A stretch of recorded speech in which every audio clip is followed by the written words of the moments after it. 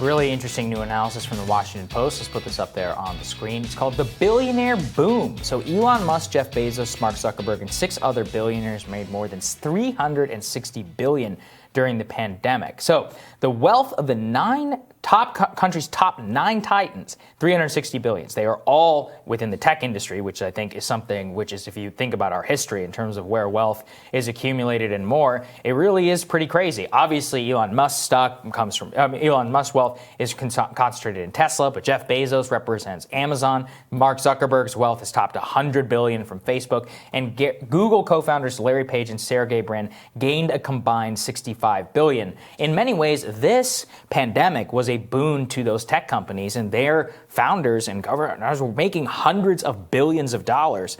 And something that they point to within this is about the myth of the benevolent billionaire, which is that, yes, it is great that like Bill Gates and Warren Buffett give away portions of their wealth while they're alive and have signed like their giving pledge, but it's simply like not that much money relative to the gains that they're making. But second, it's like it belies the way that the public is supposed to decide how money is used. So like if Bill Gates, for example, wants to transcend the political process and, use his money to do some like cockamamie scheme in order to try and like release sulfur or whatever into the atmosphere, he can actually do that, which is kind of crazy. You're like, maybe we should vote on it. I don't know. A real thing he's contemplating. By the way, Saagar didn't just make that up. That's a real thing. I would that's real. I would rather have the Congress, as inept, stupid, and all of that as it is, decide on matters of public questions. Yeah. Because at least there's some level of public input than people who are so wealthy. They're wealthier by orders of magnitude that we can't even comprehend,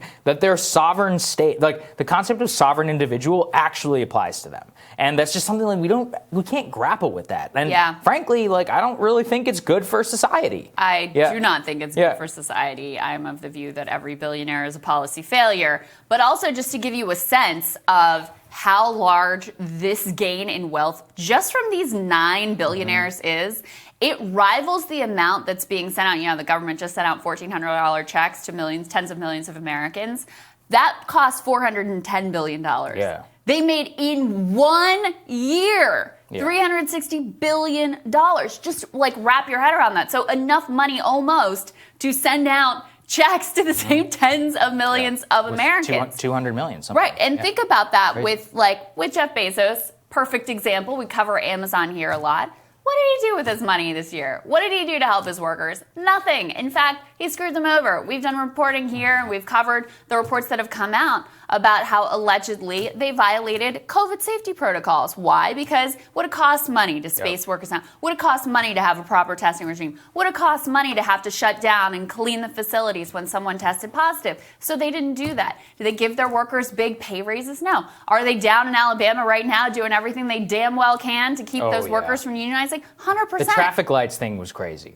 For people who know. The traffic lights thing, they actually lobbied the town to change a traffic light so that workers wouldn't be stopped at a light where union organizers can come and talk to them about joining a union. That's the level of power and control that this company actually has. And like you say, and this is Anand Giridharadas wrote the book on this exact problem, which is that great that you're benevolent, great that you're giving your money away. People shouldn't be dependent on the good grace and benevolence of an enlightened billionaire to have the basics of life. And so it's never been more stark in this year when you have millions of people who have just been totally screwed and are gonna be screwed for a long time, lost their jobs, lost their tips, lost hours, closed their businesses, all of those things, facing eviction. So many fewer workers in the workforce now than when the pandemic began. And meanwhile, these people are amassing levels of wealth that you just literally cannot wrap your head around. Yeah, you can't. And it's just something where, again, you need to look. And also, look, even if you're pro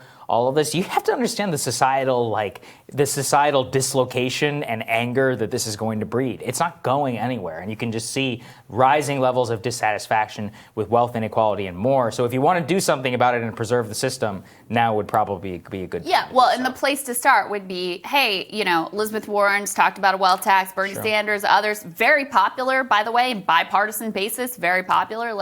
How about we start there with some government policy? Because that's where this really comes from, is the past 40 years, the way we've cut taxes, the way we've deregulated, the way we allow corporations to get away with paying literal zero in taxes, something that was furthered by the Trump administration. Start rolling that back, and you'll start getting these things under control. And there are a lot of different things, that you can do. That you don't even have to do a wealth tax. You could even go just after Bernie's even talked about the financial transaction taxes alone. You have there's the amount of money sloshing through our financial system could fund everybody here for like 10 lifetimes. All right. There you go. All right, more rising for you after this.